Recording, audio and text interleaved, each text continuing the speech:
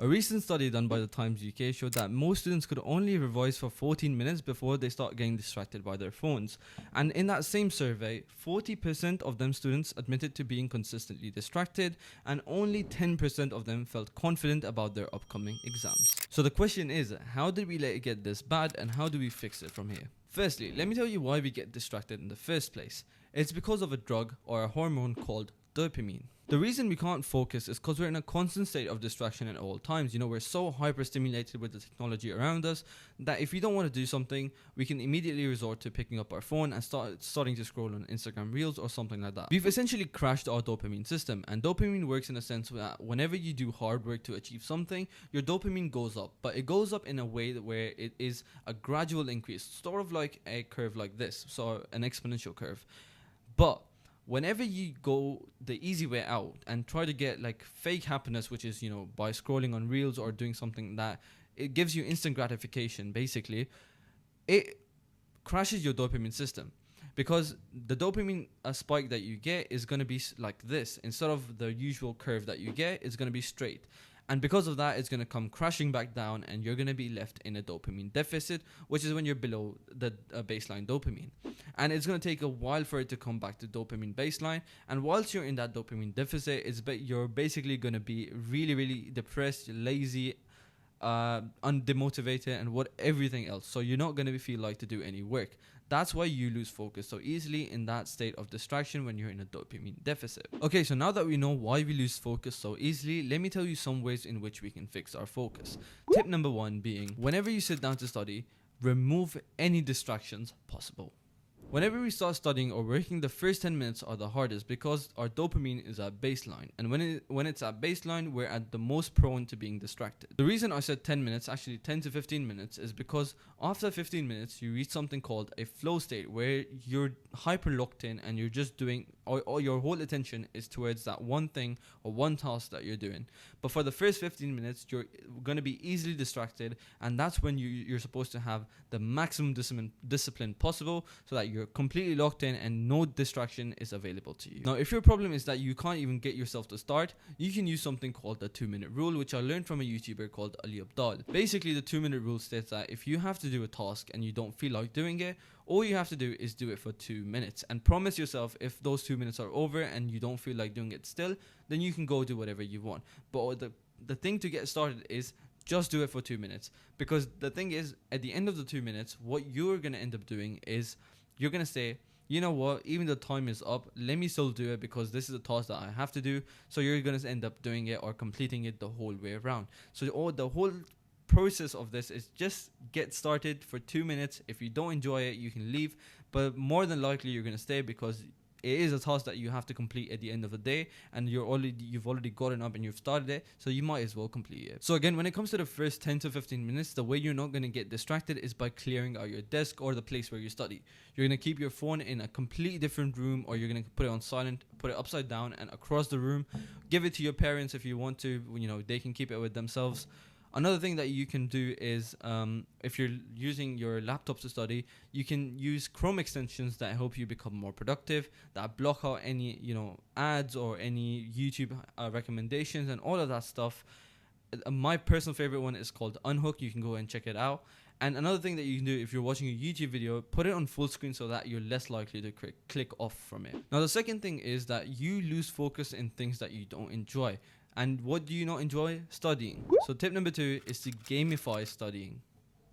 I don't really know how to explain this, but there are many apps out there that help you basically gamify studying, such as the Flora app, where every time you study, you plant a tree or something. It just helps you gamify studying. Another way that you can force yourself to enjoy studying is by studying with friends. So what I would used to do is during exam season, I would hop on a call with my friends. We would do the Pomodoro technique. We would study for 25 or 50 minutes at one time. Then we take a 5 or 10 minute break and talk to each other, then return back to studying. And that way I probably got around 4 to 5 hours of work every single day in peak exam season, while also sort of enjoying myself. Another way that you could make studying fun is basically by setting up the environment. So what I mean by this is, if you're sitting down to study on your desk, dim the lights, make yourself a cup of tea or a cup of hot chocolate or whatever you want, get some snacks, get some cold water with you, lower the AC temperature, whatever it is, make your surroundings cozy so that you're actually enjoying the studying as opposed to like forcing yourself to study. As I said, the more you enjoy something, the more you're likely to do it. That's why, when it comes to studying, you probably don't study, and that's why you reach for your phone or your video games more often than usual. It's because you enjoy doing whatever you're doing. So gamify studying, force yourself to enjoy it so that you're more likely to return to it. Now let's move on to tip number 3 and the final tip, which is to create a schedule. There are many studies out there that show that students with a weekly schedule reported less stress and a more consistent study schedule. And I'm literally a witness for this, because earlier this year I started using a Google Calendar, and I don't know what got of me. I just thought, you know what, I'm going to start becoming productive and managing my time well. I started making a Google Calendar, and genuinely, I won't lie to you, it transformed my productivity by at least 100%. And it was probably one of the best decisions I made. The reason is because every time I scheduled something in Google Calendar, the next day I would go and look, at this time I'm meant to be doing this, at this time I'm meant to be doing this. I knew exactly where my time was being used and how productive I was being at that time. And, it was kind of keeping me in check, like, you're not supposed to be doing this now, you're supposed to be doing this. And I just, subconsciously, I would be more likely to, go to work or return to studying after looking at my schedule. So I don't know what the science is behind schedules, but it really do work. Give it a try and tell me if it works. The way I would recommend that you go about it is by creating a to-do list first and putting no more than 5 tasks. The reason I say no more than 5 tasks is basically if you put something like 10 tasks in it and you only manage to complete 6 of them, you'll end up feeling pretty bad, because you're going to be like, I only completed 6. I had 4 left over and the day was a failure. But if you put in, let's say, 5, and you complete all 5 of them, you will end up feeling, you will go to bed thinking, this super productive day, I enjoyed it, I did all of my work, even though when you set 10 tasks, you did 6 tasks, and in this one you did 5. Your subconscious will think that, I did not manage to do well because I missed out on 4 tasks, whereas I completed 5 out of 5 tasks, so it's much better. So set as less tasks as you can, only the important stuff matters.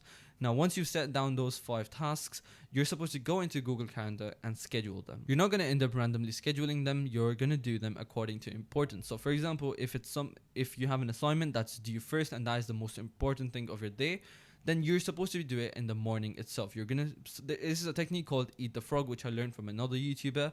In this technique, basically, you're given a chance to eat a frog before or after dinner. The correct answer would be to do it before dinner so that you can actually enjoy your dinner.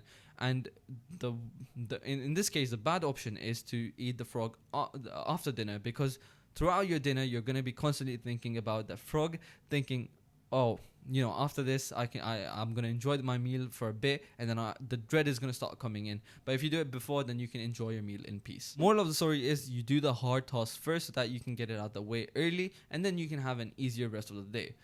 And I really do recommend that you go ahead and try scheduling and making a to-do list, because it completely transforms your productivity. Let me know, try it for a week, and let me know if it works out in the comment section below. If it does, please go stick to it, because consistency is the most important thing. But if it doesn't work out, then you do you. Whatever works for you, keep doing that, because sometimes some stuff does not work for other people. Some that work for me doesn't work for other people, but some stuff that works for other people doesn't work for me.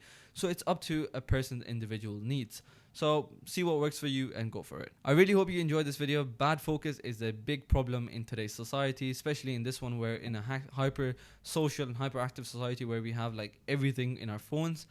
It is not the ideal thing, but that's why we should, aim to change ourselves, become better, fix our attention span and all of that stuff. If you enjoyed this video, please go ahead and leave a like, subscribe to the channel right over here, and check out this video right over here. I'll see you with another video very, very soon. Take care and goodbye.